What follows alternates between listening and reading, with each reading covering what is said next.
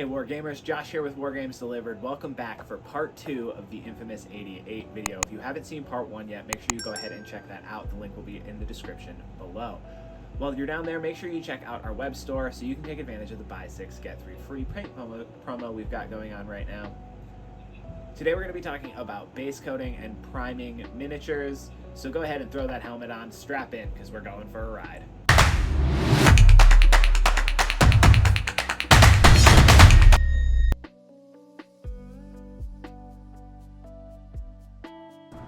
We are going to be using 3 colors today: the Army Painter Matte Black Primer, the Army Painter War Paint in the color Desert Yellow, and the Army Painter War Paint in the color Elf Green.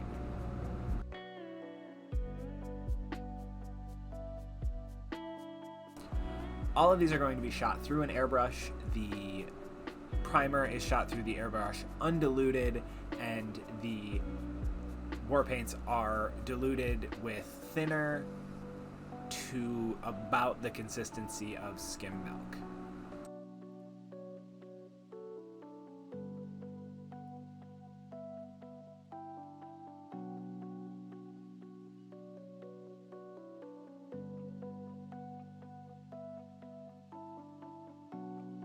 The Flak 18 was the prototype of this anti-aircraft gun, created in secret by the German Army and Bofors of Sweden.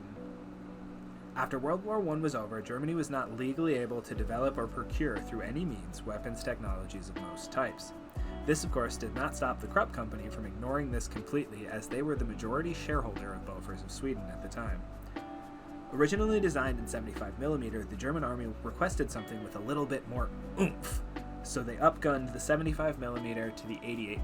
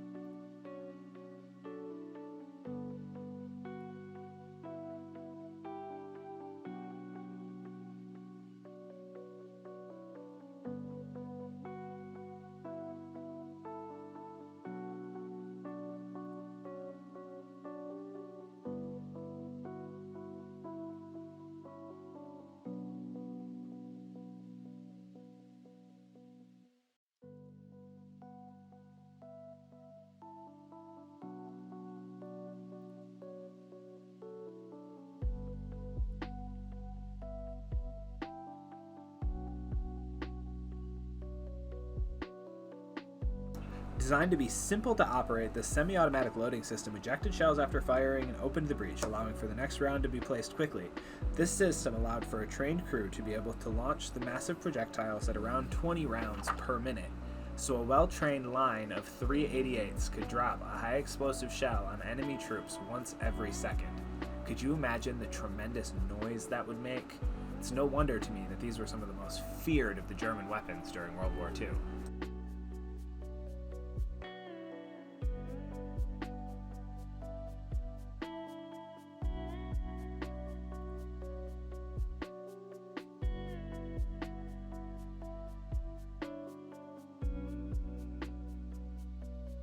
Often equipped with an analog gunnery computer, it allowed for extremely precise targeting, and when linked in sequence with other artillery weapons, could direct all of the weapons in sequence to aim at the same target. This allowed the 5-man command squad to control multiple weapons instead of having each gun manned with their own crew.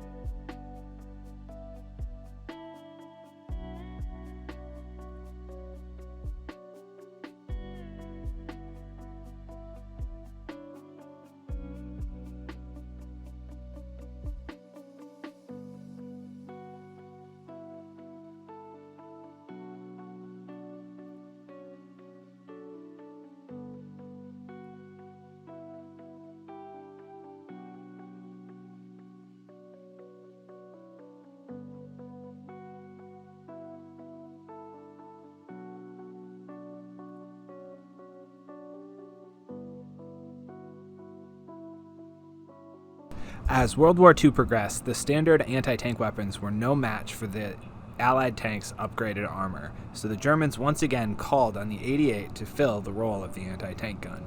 An American tanker who survived V-Day wrote that the 88 shot through American tanks like they were made of paper.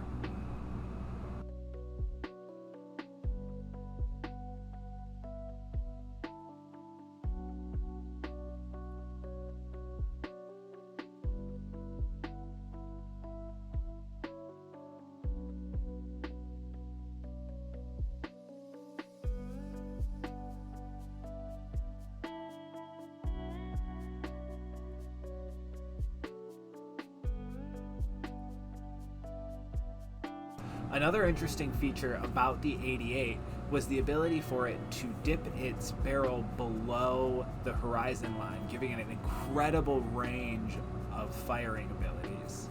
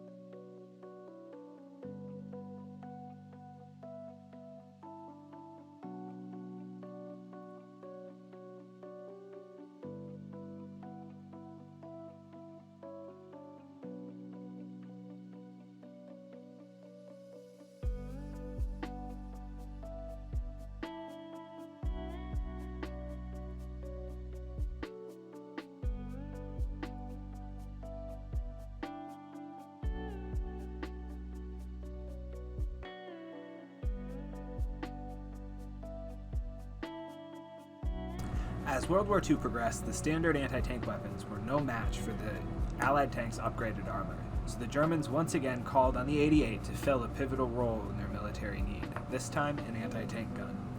An American tanker who survived V-Day wrote that the 88 shot through tanks like they were made of paper.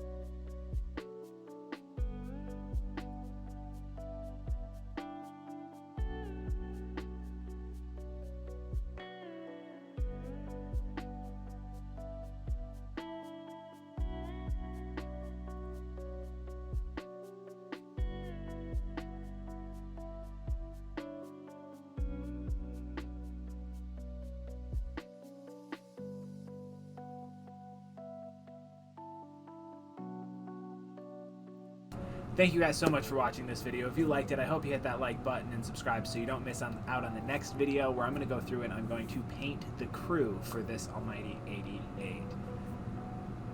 Make sure you check us out on the web at www.wargamesdelivered.com, link in the description below, so you can take advantage of our buy 6 get 3 free promo and use all of the paints that I used on this project. I'm Josh, this is Wargames Delivered, and until next time, we'll see you on the tabletop.